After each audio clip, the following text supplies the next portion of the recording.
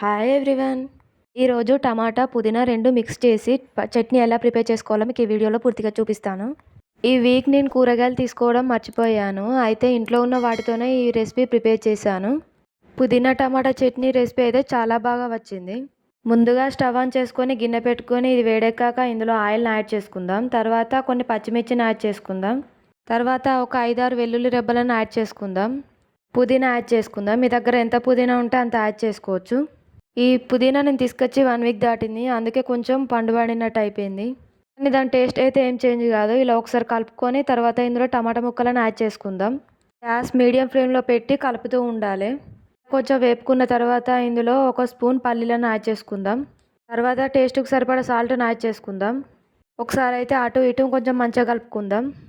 వేసిన ఇంగ్రీడియంట్స్ అన్నీ పూర్తిగా మగ్గే వరకు ఇలానే చేసుకోవాలి. గ్యాస్ ఆఫ్ చేసుకొని చల్లారిన తర్వాత ఒక మిక్సీ జార్లోకి ఇలా యాడ్ చేసుకుందాం. ఇందులోనే కొంచెం చింతపండు రసాన్ని యాడ్ చేసుకుందాం. ఈ చింతపండు రసం ఎందుకంటే కొంచెం టేస్ట్ కోసం స్మూత్గా రావడానికి. చూడండి, ఈ విధంగా మిక్సీ పట్టుకుంటే సరిపోతుంది. తర్వాత పోపు పెట్టుకుందాం. ముందుగా గిన్నె పెట్టుకొని అది వేడెక్కాక ఇందులో కొంచెం ఆయిల్ వేసుకుందాం. తర్వాత ఇందులో ఆవాలను యాడ్ చేసుకొని కొంచెం కొత్తిమీర, పసుపును యాడ్ చేసుకుందాం. తర్వాత మనం మిక్సీ పట్టుకున్న దాన్ని ఇందులో యాడ్ చేసుకోవాలి. ఆ మిక్సీ గిన్నెలోది మొత్తం ఇందులో యాడ్ చేసుకొని ఒకసారి ఇలా కలుపుకొని గ్యాస్ స్లిమ్లో పెట్టి 5 మినిట్స్ తర్వాత అటు ఇటు కలుపుకొని దించేసుకుంటే సరిపోతుంది.